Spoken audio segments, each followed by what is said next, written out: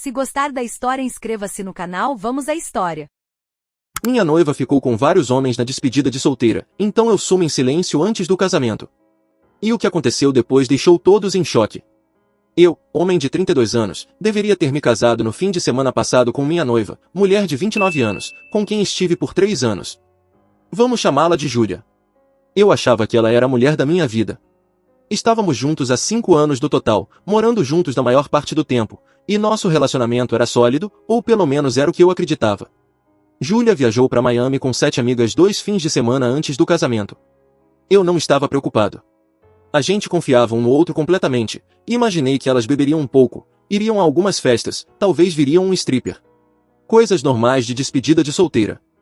Eu mesmo a levei até o aeroporto, dei um beijo de despedida e disse para ela se divertir. Enquanto ela estava fora, saí com meus amigos, finalizei detalhes do casamento e fui buscar meu terno. Tudo parecia normal. Ela me mandava mensagens durante a viagem dizendo que estavam se divertindo muito, que sentia minha falta, as coisas de sempre. Voltou no domingo à noite cansada, mas feliz. Disse que tinham curtido muito, mas que estava feliz por estar de volta.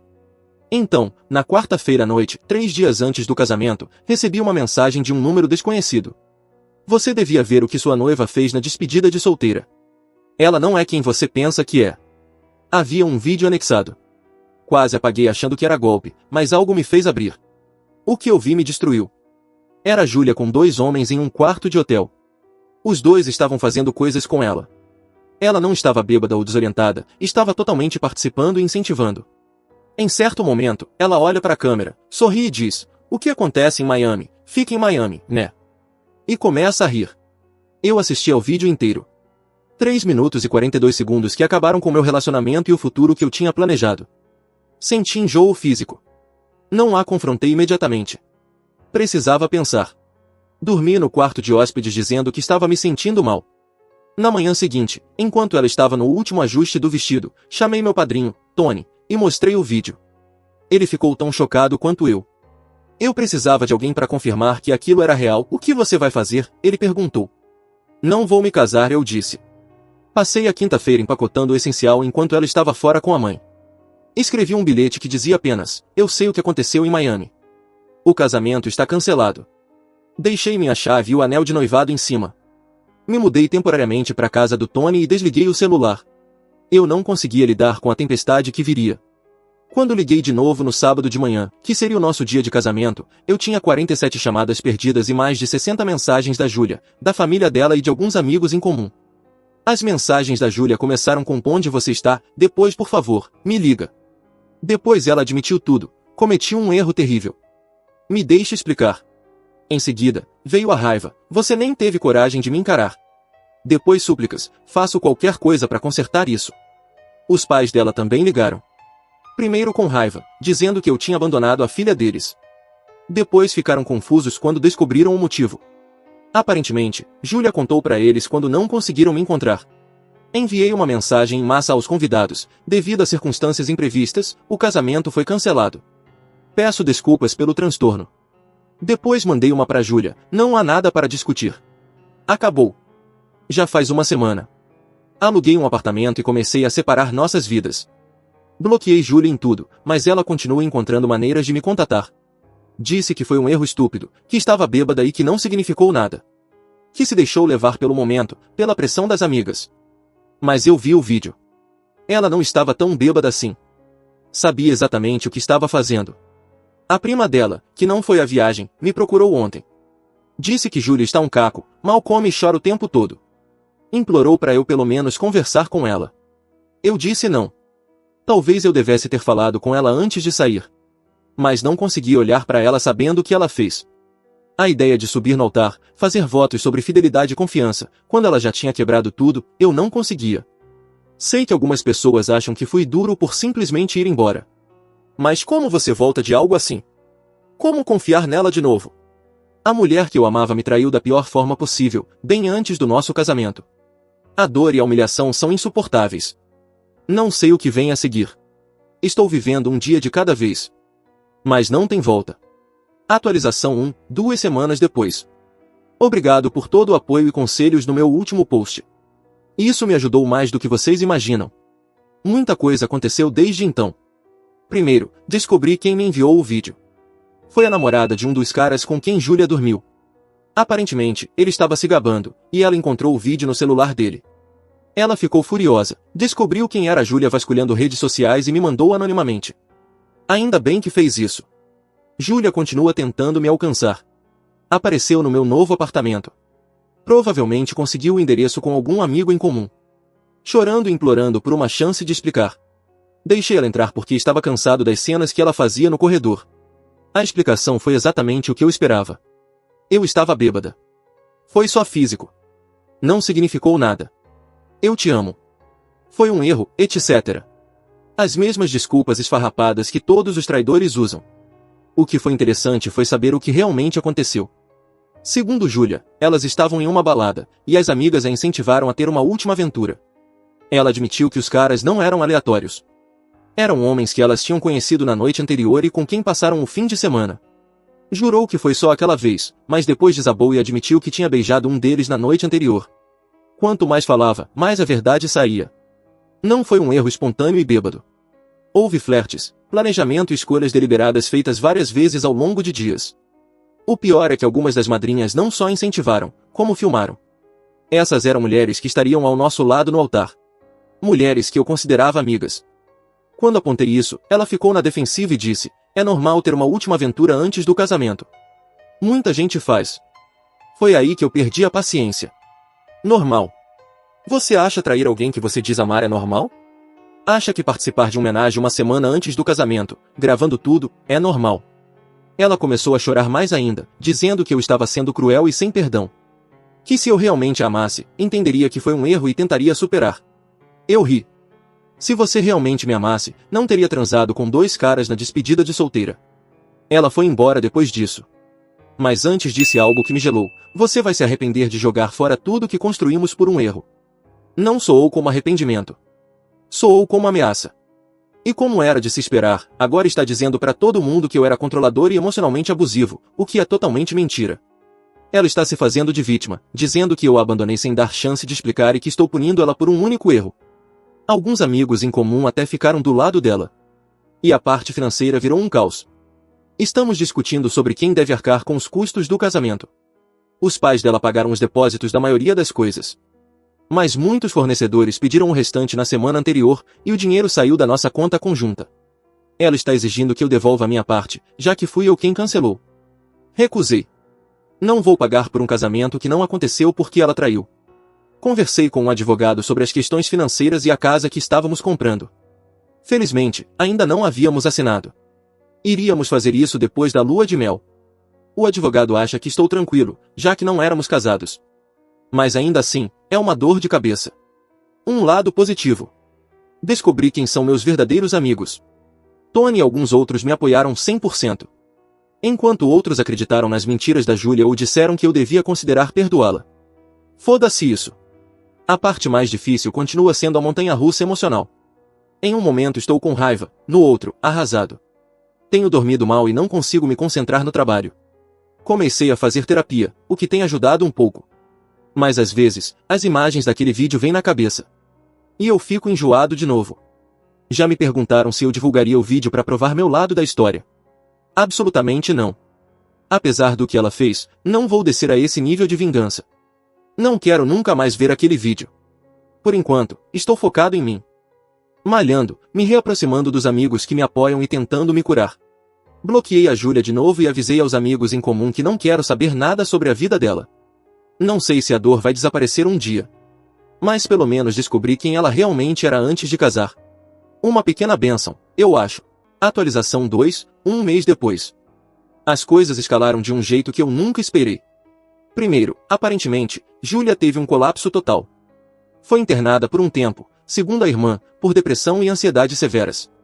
A família dela me culpa, dizendo que eu a empurrei para isso por recusar até conversar. Estão me assediando com ligações e mensagens, dizendo que sou cruel e sem coração. Me sinto mal por ela estar sofrendo. Mas eu não fiz isso. Ela fez. Não sou responsável por lidar com as consequências das escolhas dela. Segundo, e essa é surreal, os dois caras de Miami. Um deles é casado. A esposa descobriu, não sei se foi pelo vídeo ou de outro jeito, e está pedindo divórcio. De alguma forma, na raiva, ela conseguiu meu número e me ligou. Conversamos por quase 2 horas, os dois processando as traições. Existe algo único em passar exatamente pelo mesmo tipo de dor ao mesmo tempo. Vamos nos encontrar para tomar um café na semana que vem, só para conversar mais. Não é um encontro. Só duas pessoas tentando se apoiar numa situação de merda. Terceiro, a parte financeira continua complicada. O pai da Júlia apareceu no meu trabalho, fez um escândalo na frente dos meus colegas, exigindo que eu arcasse com os custos do casamento. A segurança teve que tirá-lo dali. Meu chefe foi compreensivo, mas foi humilhante. Tive que contratar um advogado para resolver tudo. Tínhamos cerca de $31.000 guardados numa conta conjunta para o casamento, a lua de mel e a entrada da casa. Quando fui embora, peguei só metade, mesmo tendo contribuído com mais. Agora Júlia diz que eu roubei o dinheiro porque não conversei com ela antes de tirar. O advogado disse que estou certo, mas ainda assim é um estresse. O impacto social também foi horrível. As madrinhas estão espalhando uma campanha de difamação contra mim. Contam uma versão distorcida em que eu abandonei minha noiva por causa de um beijo bêbado. Convenientemente, ignoram a parte da homenagem. Quando alguém confronta com a verdade, dizem que estou julgando ela por ser mulher e que o que acontece na despedida de solteira deve ficar lá mesmo. Algumas pessoas acreditam nisso. Perdi amigos por causa disso. Gente que ou acreditou na versão dela ou achou que eu deveria ser o homem maior e perdoar. Revoltante. O pior foi quando a prima dela, aquela que me procurou no início, postou nas redes dizendo quanto a Júlia está arrasada, e que eu joguei fora um relacionamento lindo por um erro, ao invés de resolver como um homem de verdade faria. Esse erro foi transar com 2 caras, em vídeo, uma semana antes do casamento. Mas beleza, o vilão sou eu por ter amor próprio. Em meio a tudo isso, pelo menos estou focado em me recuperar. A terapeuta tem me ajudado. Comecei uma nova rotina de treinos e retomei contato com alguns amigos antigos com quem eu havia perdido contato durante o relacionamento com a Júlia. Estou até planejando uma viagem solo. Vou tirar 2 semanas do trabalho para fazer trilhas no Colorado. Preciso desse tempo longe para clarear a cabeça. Também tenho empacotado as coisas da Júlia no nosso antigo apartamento. Ela ainda não veio buscar a maioria dos pertences. Cada vez que encontro algo dela, um suéter, um livro, sua caneca de café favorita, é como levar uma facada no peito. Passamos 5 anos juntos. Apesar de como terminou, nem todos foram anos ruins. Houve bons momentos também, e isso é parte do que torna tudo tão doloroso. A pessoa que eu amava e em quem confiava nunca existiu de verdade. Um amigo disse que talvez eu tenha desviado de uma bala. Que se ela fez isso antes do casamento, provavelmente teria traído também depois de casados. Provavelmente ele tem razão, mas isso não torna a dor menor. Ainda me sinto um idiota por não ter visto isso vindo. Será que ignorei sinais? Sinais vermelhos que deixei passar. Tenho revirado a cabeça tentando lembrar qualquer pista de que ela seria capaz disso, mas não consigo pensar em nenhuma. Ela parecia tão investida no nosso futuro quanto eu. Me perguntaram se me arrependo de não ter confrontado ela diretamente em vez de ir embora. Não me arrependo. Nos primeiros dias depois de ver o vídeo, eu estava em choque. Não conseguia nem processar o que estava sentindo, muito menos colocar em palavras. Se eu tivesse tentado conversar naquela hora, talvez tivesse dito ou feito algo de que me arrependeria. Ir embora me deu o espaço que eu precisava para pensar com clareza. Por enquanto, estou levando um dia de cada vez. Alguns dias são melhores que outros. Às vezes ainda acordo e, por um segundo, esqueço o que aconteceu. Mas aí a realidade volta com tudo, e a dor parece nova de novo. Mas está ficando mais fácil. Devagar, mas está. Vou atualizar de novo se algo importante acontecer, mas espero que esse capítulo da minha vida esteja se encerrando. Atualização 3 meses depois. Eu não planejava atualizar novamente, mas depois de tudo que aconteceu, senti que precisava. Primeiro, o café com a esposa do outro cara, a Valerie. Acabamos nos encontrando várias vezes. Definitivamente havia uma conexão. Mas os dois reconheceram que provavelmente era mais um vínculo por trauma do que interesse romântico genuíno. Decidimos manter tudo apenas no campo da amizade, pelo menos por enquanto. Ainda estamos processando nossas respectivas traições, e começar algo novo só complicaria esse processo de cura. Ainda assim, é bom ter alguém que realmente entende o que estou passando. Agora vem a bomba, a Júlia está grávida. Ela apareceu na minha porta semana passada, já visivelmente com barriga, dizendo que o bebê é meu. Segundo ela, está com cerca de 4 meses, o que colocaria a concepção por volta da época da despedida de solteira. Minha primeira reação foi pensar que o bebê era de um dos caras de Miami, mas ela jura que nós fizemos sexo na noite anterior à viagem. E o tempo bate com isso, não com o fim de semana da despedida. Sinceramente, nem lembro se fizemos ou não. Aquela semana foi uma confusão de preparativos pro casamento. Disse a ela que quer um teste de paternidade assim que for seguro fazer. Ela ficou furiosa, dizendo que eu estava insultando e agravando ainda mais a situação ao questionar se era meu. Mas me mantive firme. Não tem chance de eu assumir qualquer responsabilidade sem ter certeza, especialmente considerando o histórico de mentiras dela. Essa revelação me jogou de volta no turbilhão emocional do qual eu achava que já estava saindo. A ideia de talvez ter um filho com a Júlia, de estar ligado a ela pro resto da vida, me apavora. Sempre quis ter filhos, mas não assim. Não com alguém em quem não posso confiar. Por outro lado, se for meu filho, quero fazer parte da vida dele. Não quero que meu filho cresça achando que foi abandonado pelo pai. Só não sei como seria possível co-criar com alguém que me traiu desse jeito. A Júlia parece achar que essa gravidez muda tudo. Que agora, com um bebê a caminho, eu vou voltar. Ela chegou a sugerir que tentássemos de novo, pelo bem da criança. Eu disse que isso nunca vai acontecer. O relacionamento acabou, independente do resultado do teste de paternidade. Isso gerou outra rodada de ataques da família dela. Estão me chamando de irresponsável antes mesmo do bebê nascer. Convenientemente ignoram o fato de que estou disposto a assumir minha parte, caso seja meu filho. Só quero confirmação primeiro.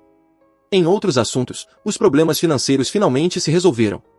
Chegamos a um acordo em que nenhum dos dois saiu totalmente satisfeito, mas pelo menos acabou. Tive que pagar mais do que gostaria em algumas despesas do casamento, mas menos do que a Júlia exigia. A compra da casa caiu, o que foi o melhor. Encontrei um novo apartamento que gosto bem mais do que aquele que iríamos comprar. A repercussão social continua. As madrinhas da Júlia ainda espalham a versão distorcida da história, mas cada vez menos gente acredita. A verdade tem seu jeito de vir à tona. Alguns amigos em comum que haviam ficado do lado dela entraram em contato pedindo desculpas depois de ouvir a história completa de outras pessoas que estavam na despedida. Aparentemente, nem todos que estavam lá aprovaram o que aconteceu, e agora finalmente estão falando. Uma das madrinhas, Lexi, até me ligou para pedir desculpas. Admitiu que foi ela quem gravou o vídeo e que se arrepende de ter incentivado a Júlia. Segundo Alexi, houve muito uso de cocaína naquele fim de semana, coisa que a Júlia nunca mencionou, e tudo saiu do controle. Não que isso justifique nada, mas adiciona outra camada à história. Lexi também confirmou minha suspeita de que aquela não foi a primeira traição da Júlia. Aparentemente, houve um caso com um colega de trabalho há 2 anos, que as amigas dela ajudaram a encobrir. Isso foi devastador de descobrir, mas ao mesmo tempo me deu validação. Eu estava começando a duvidar da minha decisão de terminar tudo de forma tão definitiva, pensando se tinha exagerado por causa de um único erro. Saber que era um padrão e não um caso isolado reforçou que tomei a decisão certa. Quanto a mim, estou melhor. A terapia está funcionando. A viagem solo ao Colorado foi exatamente o que eu precisava. Um tempo na natureza, longe de todo o drama, para me reconectar comigo mesmo. Tenho me dedicado ao trabalho e a hobbies.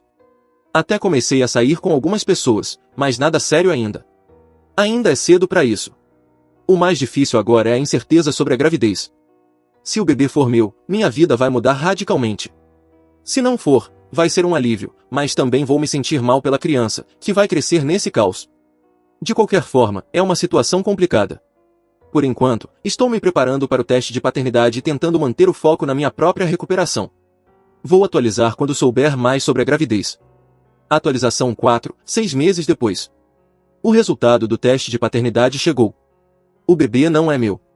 Não posso dizer que fiquei surpreso, mas foi uma mistura de sentimentos ao receber a notícia. Alívio, principalmente, mas também uma estranha sensação de luto por um futuro que nunca seria meu. Parte de mim já tinha começado a se preparar mentalmente para ser pai, apesar das reservas sobre co-criar com a Júlia. A reação dela foi extrema. Ela desabou completamente quando os resultados foram revelados. Em meio às lágrimas, admitiu que esperava que o bebê fosse meu porque achava que isso poderia nos unir de novo. Também confessou que suspeitava que fosse de um dos caras de Miami, mas se convenceu de que era meu porque a alternativa era dolorosa demais para encarar. Por um momento, quase senti pena dela. Quase. Mas aí me lembrei dos meses de mentiras, manipulações e perseguições dela e da família. De como tentaram me culpar, me envergonhar e me forçar a assumir um filho que não era meu. De como me chamaram de irresponsável e covarde. Quando confrontei a Júlia sobre a revelação da Alexia a respeito da traição anterior, ela negou no início, depois desabou e admitiu que era verdade. Tinha acontecido uma noite com um colega de trabalho, depois de uma festa da empresa, 2 anos atrás. Ela jurou que foi um erro causado pela bebida e que não contava porque foi só físico. Nunca me contou porque não queria me magoar por algo que, segundo ela, não significava nada. Perguntei se havia mais alguma coisa. Hesitação. Depois, mais uma confissão. Sim, tinha acontecido mais uma vez, cerca de um ano depois que começamos a namorar. Outro erro que ela escondeu de mim. Então, a mulher com quem achei que passaria minha vida me traiu pelo menos 3 vezes que eu sei. Vai saber quantas outras vezes aconteceram e nem as amigas sabem. A ironia é que, se ela tivesse contado essas traições na época, talvez a gente conseguisse superar. Mas o padrão de mentira, seguido pela traição final bem antes do casamento, tornou qualquer reconciliação impossível. Toda a confiança entre nós foi destruída por completo. Quanto ao verdadeiro pai do bebê, Julia admitiu que procurou os 2 caras de Miami quando descobriu a gravidez. Um bloqueou-a imediatamente. O outro, o casado, está no meio do divórcio e não quer saber da criança. A Valerie, futura ex-esposa dele, me contou um pouco desse drama. Aparentemente, ele tenta dizer que foi consensual, mas não ideia dele, e que estava bêbado demais para usar proteção direito. Ninguém acredita nas desculpas dele. Agora, Julia encara a maternidade solo com 2 possíveis pais que não querem nada com ela ou o bebê. A família dela, que foi tão rápida para me condenar, agora se desdobra para dar suporte nessa nova crise.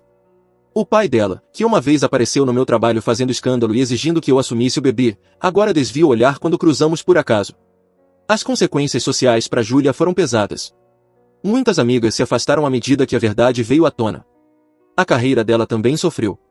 Ela tirou uma licença por causa dos problemas de saúde mental e complicações na gravidez, e ouvi dizer que perdeu uma promoção que estava prestes a receber. Tem gente que diz que eu devia me sentir vingado com tudo isso, mas não sinto. Sinto tristeza. Tristeza pelos anos que investi em alguém capaz de me trair com tanta facilidade. Tristeza pelo futuro que planejamos e que nunca vai acontecer. Tristeza por essa criança que está chegando em meio a essa confusão. Mas, acima de tudo, sinto alívio. Alívio por ter descoberto quem a Julia realmente era antes do casamento. Alívio por não estar preso a ela por causa de um filho. Alívio por poder, finalmente, encerrar esse capítulo e seguir em frente sem a sombra dela. Quanto a mim, estou bem. O novo apartamento já parece um lar. O trabalho vai bem. Inclusive fui promovido no mês passado. Reaproximei de amigos antigos e fiz novas amizades. Até comecei a sair com alguém. Nada sério ainda, mas promissor. Ela sabe de toda a história e entende que estou indo com calma. A terapia continua ajudando. Trabalhei bastante as questões de confiança que vieram da traição da Julia. Não vou deixar as atitudes dela definirem como encaro os próximos relacionamentos. As disputas financeiras foram resolvidas por completo. Os honorários do advogado não foram baratos, mas a paz de espírito compensou. Semana passada, a Julia finalmente retirou o restante das coisas dela do depósito, então não existe mais nenhum vínculo logístico entre nós. Ainda vejo a Valerie de vez em quando. Desenvolvemos uma amizade genuína a partir da dor que compartilhamos. Ela está namorando alguém novo e parece feliz. Às vezes, a gente brinca dizendo que devíamos agradecer aos nossos ex por terem nos apresentado de uma forma tão terrível. Acho que essa será minha última atualização. A história, essencialmente, chegou ao fim. A Julia fez as escolhas dela, e agora vive com as consequências. Eu fiz as pazes com tudo o que aconteceu e estou focado em construir uma nova vida. De uma forma estranha, sou grato por aquele texto anônimo com um vídeo. Sem ele, talvez eu estivesse casado com a Julia agora, sem saber da verdadeira personalidade dela. Talvez até criando filho de outro homem achando que era meu. Em vez disso, estou livre para buscar a felicidade verdadeira com alguém que mereça confiança. Para quem está passando por algo parecido, melhora com o tempo. A dor não desaparece por completo, mas enfraquece. A vida segue, e às vezes as piores traições nos levam a recomeços inesperados. A atualização final, 1 ano depois. Eu não planejava escrever mais nada. Mas aconteceu algo que me deu um encerramento de verdade para essa história, e várias pessoas me mandaram mensagem pedindo por uma atualização. Então aqui vai. A vida tem sido boa. Na verdade, ótima. A promoção que mencionei na última vez veio acompanhada de um aumento considerável. Usei parte desse dinheiro para viajar. Algo que sempre quis fazer mais, mas nunca priorizei enquanto estava com a Julia. Fui ao Japão, a Portugal, e passei um mês trabalhando remotamente na Argentina. As experiências foram incríveis e curativas de formas que eu não esperava. Sobre a mulher que mencionei antes. O nome dela é Melissa. As coisas ficaram sérias rápido, o que não era o plano. Mas a vida nem sempre segue planos, como aprendi da pior forma. Ela é tudo que a Julia não era. Honesta, direta, apoia sem passar a mão na cabeça. Estamos juntos há 8 meses, e nunca me senti tão seguro em um relacionamento. Ela conhece toda a minha história e tem sido paciente com as inseguranças que ainda estou resolvendo. Quanto a Júlia, consegui evitar qualquer contato direto por meses. Ocasionalmente ouvia alguma atualização por amigos em comum, mesmo pedindo para não me falarem. Mas era só isso. Eu sabia que ela teve o bebê, um menino, e estava tendo dificuldades com a maternidade solo. Os pais dela estavam ajudando bastante, aparentemente. Um dos caras de Miami acabou fazendo o teste de paternidade e foi confirmado como pai. Mas ele ainda se recusa a participar, além do mínimo exigido pela justiça. Achei que nunca mais cruzaria com ela. Até que, na semana passada, a encontrei numa cafeteria no centro. Quase não a reconheci de primeira. Ela parecia totalmente diferente, mais magra, cansada, com o cabelo curto. A mulher confiante e vibrante que eu um dia amei já não existia. Em seu lugar, alguém abatida pela vida. Estava sozinha, sem o bebê. Ela me viu antes que eu pudesse sair, e por um momento só ficamos nos olhando. Aí ela perguntou se podíamos conversar. Contra meu instinto, aceitei sentar com ela por alguns minutos. Ela me olhou nos olhos e disse, me desculpa. Não só pelo que fiz, mas por como lidei com tudo depois. Você merecia mais. Eu fui egoísta e estúpida, e destruí a melhor coisa que já tive. Não era o pedido de desculpas que eu esperava, mas pareceu sincero. Ela não tentou justificar nada, nem culpar o álcool ou as amigas. Apenas assumiu a responsabilidade. Contou sobre a vida dela agora, os desafios da maternidade sozinha, os julgamentos que ainda recebe de quem sabe o que aconteceu, a perda de amizades e de respeito. Os pais estão vendendo a casa para se mudarem e ajudar com o bebê. A carreira está voltando aos trilhos, mais devagar. Ela também está fazendo terapia, tentando entender por que sabotou a própria felicidade. O pior, segundo ela, é saber que machucou alguém que realmente a amava. Não espero seu perdão, mas precisava que você soubesse que me arrependo do que fiz todos os dias. Eu não disse muita coisa em resposta. O que eu podia dizer? A raiva que senti lá atrás já não existia. Tinha virado indiferença e uma leve tristeza pelo que poderia ter sido. Agradeci o pedido de desculpas e desejei boa sorte com o filho. Quando me levantei, ela fez uma última pergunta. Você está feliz? Pensei na Melissa, no meu trabalho, nas viagens, nos amigos, na vida que construí depois do caos. Sim, estou, respondi. Ela sentiu e me deu um sorriso triste. Que bom. Você merece. Aquela conversa de 5 minutos me deu mais encerramento do que todas as sessões de terapia juntas. Não que eu precisasse do perdão dela, eu já tinha superado muito antes disso. Mas ver ela reconhecendo, de verdade, o que fez e o impacto disso, teve um peso. Ao sair daquela cafeteria, senti o último resquício de peso sumir dos meus ombros. Não sobrou raiva, nem rancor. Nem pena. Só uma aceitação tranquila de que às vezes as pessoas fazem escolhas que mudam para sempre o rumo da própria vida, e tudo o que podemos fazer é nos adaptar e seguir em frente. 2 dias atrás, sentado na sacada vendo o pôr do sol com a Melissa, percebi uma coisa. Sou grato por tudo o que aconteceu. Não porque a Júlia merecia as consequências, nem porque sinto prazer nas dificuldades dela, mas porque foi esse episódio doloroso que me libertou para encontrar uma felicidade de verdade. Ao tentar me destruir, ela sem querer me libertou. E é isso. O capítulo final de uma história que eu jamais imaginei fazer parte. A quem acompanhou até aqui e ofereceu apoio, meu muito obrigado. E a quem está passando por algo semelhante, aguente firme.